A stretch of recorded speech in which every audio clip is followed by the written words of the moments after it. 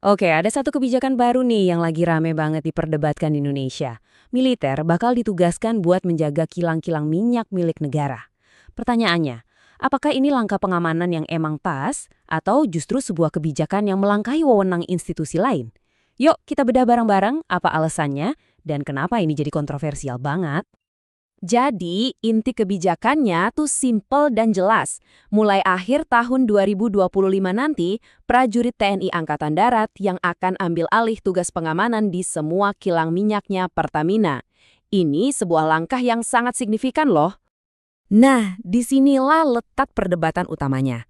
Apakah ini emang langkah yang diperlukan buat melindungi aset negara yang super penting? Atau jangan-jangan ini malah sebuah langkah mundur yang penuh resiko? Mari kita lihat argumen dari kedua belah pihak. Oke, pertama-tama kita coba pahami dulu alasan resmi dari pemerintah. Kenapa sih mereka merasa perlu sampai menurunkan militer buat tugas ini?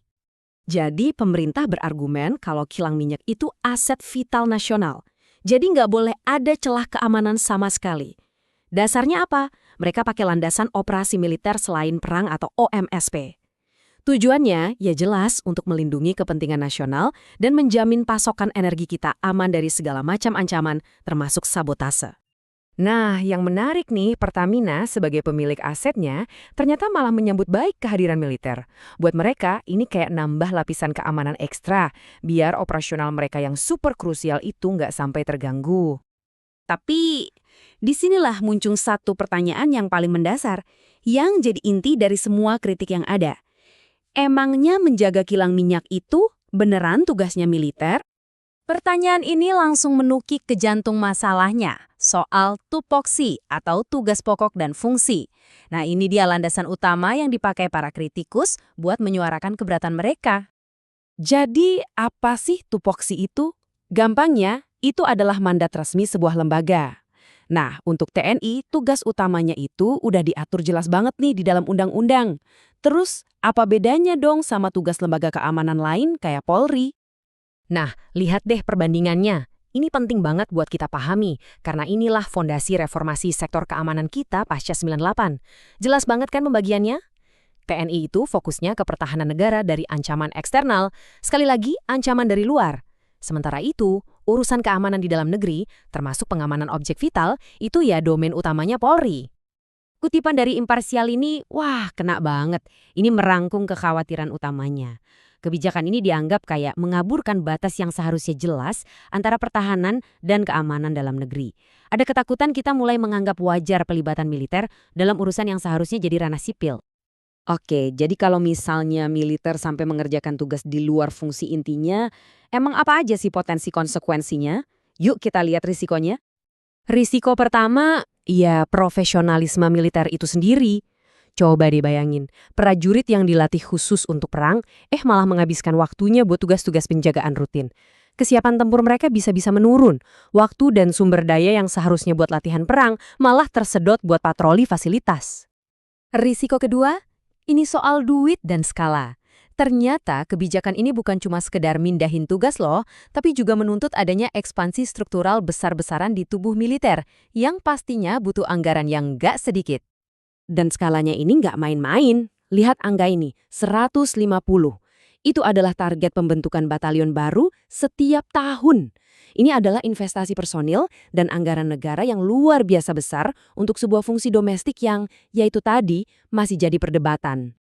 Nah, buat banyak pengamat, kebijakan ini tuh bukan cuma soal logistik atau anggaran. Ini lebih dalam dari itu. Ini seolah-olah membangkitkan lagi ingatan kita akan babak yang cukup sulit dalam sejarah Indonesia. Oke, biar kita semua punya konteks yang sama, kita perlu ngomongin soal dui fungsi. Ini ada doktrin di zaman Orde Baru di mana militer punya dua fungsi, pertahanan dan sosial politik. Jadi mereka bisa masuk banget ke ranah sipil. Dan ingat, salah satu mandat utama reformasi 1998 adalah menghapuskan dui fungsi ini. Timeline ini nunjukin banget betapa panjangnya jalan reformasi militer kita. Dari zaman dui fungsi, terus ada gerakan reformasi yang menuntut perubahan besar, sampai akhirnya di tahun 1999 TNI dan Polri resmi dipisahkan. Nah, sekarang di tahun 2025 muncul kebijakan baru ini. Makanya banyak kritikus melihat ini sebagai potensi langkah mundur yang mengkhawatirkan. Jadi, poin krusialnya begini. Para kritikus nggak melihat ini sebagai keputusan yang berdiri sendiri. Ini dilihat sebagai bagian dari tren yang lebih luas, yang dikhawatirkan oleh kelompok masyarakat sipil, sebuah tren yang berpotensi mengembalikan militer ke ranah sipil lagi. Lantas, kalau menempatkan militer dianggap sebagai pendekatan yang salah alamat, terus gimana dong cara yang benar buat mengamankan aset-aset vital ini? Apa alternatifnya? Nah, para kritikus ini nggak cuma protes, tapi juga menawarkan solusi yang konstruktif. Fokusnya adalah memperkuat institusi yang tepat. Pertama, ya perkuat Polri, kan emang itu tugas mereka. Kedua, tingkatkan keamanan internal Pertamina sendiri. Ketiga, manfaatkan teknologi modern dong, kayak pengawasan pintar dan sensor. Dan terakhir, posisikan TNI sebagai pilihan pamungkas, the last resort, cuma untuk situasi darurat yang eskalasinya tinggi, bukan sebagai penjaga harian. Pada dasarnya, pesannya tuh sederhana, bangun dan perkuat kapasitas institusi yang emang seharusnya bertanggung jawab. Daripada mengambil jalan pintas dengan melibatkan militer, lebih baik investasikan sumber daya kita untuk membuat lembaga yang semestinya bertugas jadi lebih kuat dan lebih mumpuni. Dan kita tutup dengan pertanyaan ini untuk direnungkan. Keputusan yang diambil hari ini atas nama keamanan nasional bakal membentuk lanskap institusional kita di masa depan. Pertanyaannya adalah, apakah jalan yang kita pilih ini akan memperkuat fondasi demokrasi kita?